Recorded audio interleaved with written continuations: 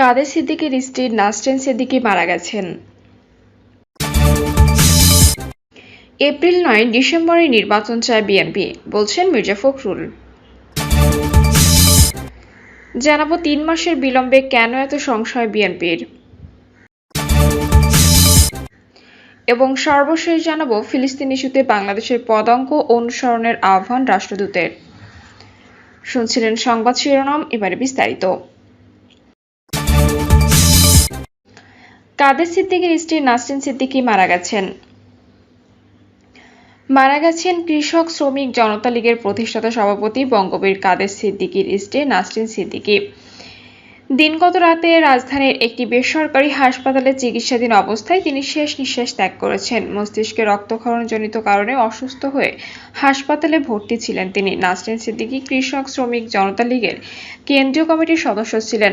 নাসরিন সিদ্দিকীর নামাজে জানাজা দাফন ও অন্যান্য আনুষ্ঠানিকতা সম্পর্কে বিস্তারিত পরে জানানো হবে বলে দলীয় সূত্রে জানানো হয়েছে।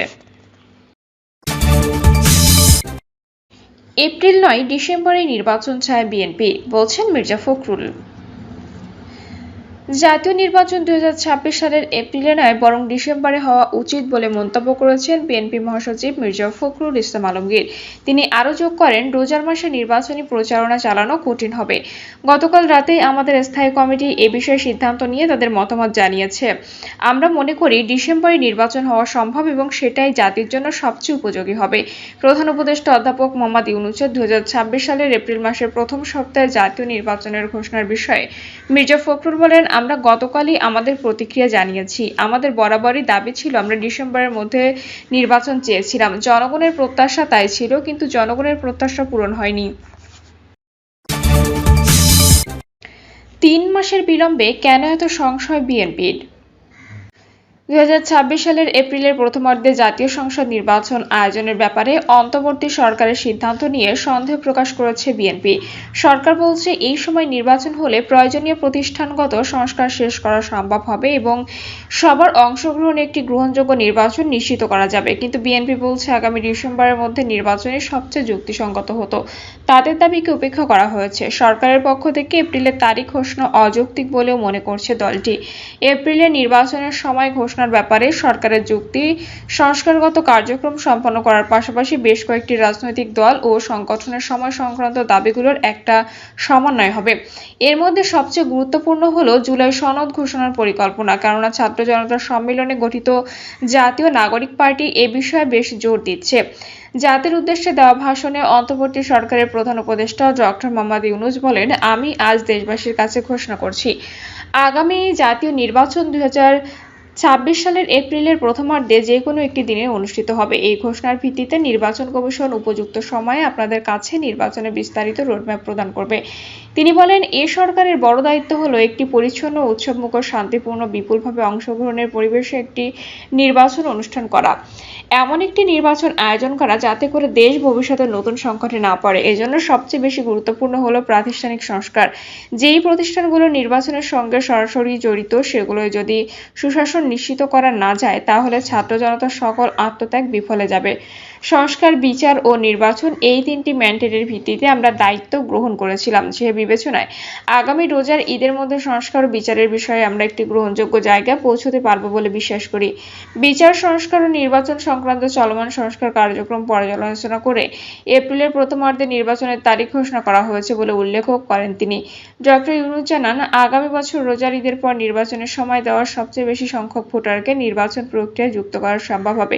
সেই বিবেচনাতেই এপ্রিল মাস নির্বাচন আয়োজনের জন্য নির্ধারণ করা হয়েছে। অন্তর্বর্তী সরকার সংস্কারকে সর্বাধিক গুরুত্ব দিচ্ছে উল্লেখ করে প্রধান উপদেষ্টা তার ঘোষণায় আরও বলেন, সরকার যে সংস্কারগুলো করবে তা যাতে জাতীয় সংসদ অনুমোদন হয় সেজন্য রাজনৈতিক দলগুলোর কাছ থেকে অঙ্গীকার নিতে দেশবাসীর প্রতি আহ্বান জানান। তিনি বলেন, আমি দেশবাসীর প্রতি আহ্বান জানাই, আপনারা সকল রাজনৈতিক দল এবং আপনাদের এলাকার প্রার্থীদের কাছ থেকে সুনির্দিষ্ট অঙ্গীকার আদায় করে নেবেন যেন আগামী সংসদের প্রথম অধিবেশনেই যেসব সংস্কার প্রশ্নে ঐকমত্য অর্জিত হয়েছে তা কোনো প্রকার কাটাছেঁড়া ছাড়াই যেন তারা অনুমোদন করেন। প্রধান উপদেষ্টার ঘোষণার পর অন্তর্বর্তী সরকারের একজন উপদেষ্টা বলেছেন, বিচার ও সংস্কারের কার্যক্রমকে একটি গ্রহণযোগ্য পর্যায়ে পৌঁছানো, প্রবাসী ও তরুণ ভোটারদের অন্তর্ভুক্ত করা এবং নির্বাচনের প্রস্তুতি যথাযথভাবে সম্পন্ন করার জন্য এপ্রিলকে নির্বাচনকাল হিসেবে বেছে নেওয়া হয়েছে। প্রধান উপদেষ্টার ঘোষণার পর বিএনপি নির্বাচন নিয়ে দ্বিমুখী আপত্তি জানিয়েছে। আগামী এপ্রিলে ভোট করার সময়টা উপযুক্ত নয়। ডিসেম্বরে ভোটের যে দাবি তারা করে আসছিল সেটিকে গুরুত্ব না দিয়ে সরকার 3 মাস সময় পিছিয়েছে।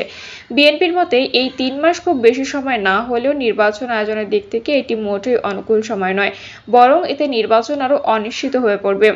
বিএনপির শীর্ষ নেতাদের মতে যদি সরকার অন্তত 2026 সালে জানুয়ারিতে নির্বাচন দিত তাহলেও আপত্তি তেমন কিছু থাকতো না, কারণ ডিসেম্বর ও জানুয়ারি এই সময়টা আবহাওয়া এবং পরিস্থিতির দিক থেকে নির্বাচনের জন্য সবচেয়ে উপযোগী। তখন আবহাওয়া থাকে শুষ্ক শান্ত, আর স্কুল কলেজে বড় ধরনের পরীক্ষা বা খোলা রাখার তেমন চাপও থাকে না। ঈদ উল আজহার নামাজ শেষে বিএনপি মহাসচিব মির্জা ফখরুল ইসলাম আলমগীর ও দলের শীর্ষ নেতারা সাবেক রাষ্ট্রপতি জিয়াউর রহমানের মাজারে শ্রদ্ধা জানান। পরে সাংবাদিকদের প্রশ্নের জবাবে ফখরুল বলেন যে সময়টি নির্ধারণ করা হয়েছে সেটি বাংলাদেশে নির্বাচনের জন্য সঠিক সময় নয়।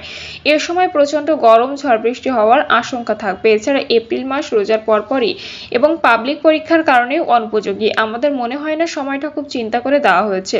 তিনি আরও যোগ করেন, রোজার মাসে নির্বাচনী প্রচারণা চালানো কঠিন হবে। গতকাল রাতেই আমাদের স্থায়ী কমিটির এ বিষয়ে সিদ্ধান্ত নিয়ে তাদের মতামত জানিয়েছে। আমরা মনে করি ডিসেম্বরে নির্বাচন হওয়া সম্ভব এবং সেটাই জাতির জন্য সবচেয়ে উপযোগী হবে। সবচেয়ে বড় কারণ যেটি বলছে বিএনপি সেটি হলো বাজেট ঘোষণা। বিএনপি নেতাদের মতে আগামী বছরের এপ্রিলে নির্বাচন হলে নতুন সরকার গঠন, সংসদ অধিবেশন ডাকা ও বাজেট প্রস্তুতির জন্য সময় পাওয়া যাবে খুবই অল্প। কারণ দেশের নতুন অর্থবছর শুরু হয় 1 জুলাই থেকে। তার আগে জুনের প্রথম সপ্তাহে বাজেট সংসদে উপস্থাপন করতে হয়।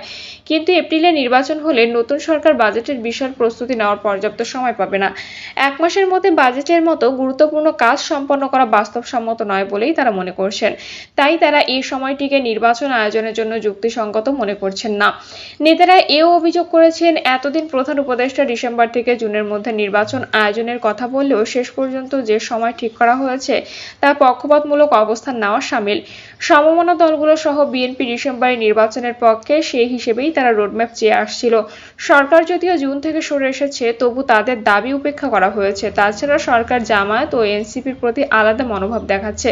এই কারণে বিএনপি ও অন্যান্য দলের নির্বাচনের দাবিকে উপেক্ষা করা হয়েছে। ফলে নির্বাচনের সময় এবং পরিবেশ প্রতিকূল হয়ে পড়বে এবং নির্বাচন অনিশ্চিত হয়ে উঠবে। এছাড়াও এতে অন্তর্বর্তী সরকারের একতরফা নীতি বজায় থাকবে, যা বিএনপি ও অন্যান্য দলগুলি প্রত্যাখ্যান করছে। কিন্তু সরকার বলছে ইতিমধ্যে শুরু করা সংস্কার কাজগুলো এপ্রিলে নির্বাচন হওয়ার আগে শেষ করা সম্ভব হবে। তাই এসব সংস্কারের কথা মাথায় রেখে আগামী বছরে এপ্রিলের প্রথমার্ধে জাতীয় নির্বাচন ঘোষণা করা হয়েছে। তারা বিশ্বাস করে এই সময় নির্বাচন করলে প্রয়োজনীয় প্রতিষ্ঠানগুলো, দরকারি সংস্কারগুলো সঠিকভাবে করা যাবে। প্রধান উপদেষ্টার ঘোষণার তাৎক্ষণিক প্রতিক্রিয়ায় বিএনপির স্থায়ী কমিটির সদস্য সালাউদ্দিন আহমেদ বলেন, আমরা শুরু থেকেই এই সরকারকে সহযোগিতা করে আসছি।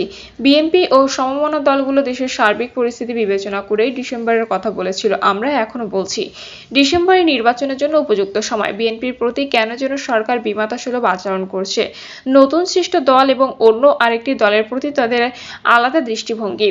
প্রধান উপদেষ্টা তার ভাষণে নির্বাচনের সময় ঘোষণার পর সেটিকে স্বাগত জানিয়ে জামায়াত ও এনসিপি গণমাধ্যমে বিবৃতি পাঠিয়ে জামায়াত ইসলামীর আমির ডক্টর শফিকুর রহমান বলেছেন, জাতির উদ্দেশ্যে দেওয়া ভাষণে ত্রয়োদশ জাতীয় সংসদ নির্বাচন 2026 সালের এপ্রিলের প্রথমার্ধে যে কোনো একটি দিনে অনুষ্ঠিত হবে বলে জানিয়েছে অন্তর্বর্তী সরকারের প্রধান উপদেষ্টা ডক্টর মোহাম্মদ ইউনূস।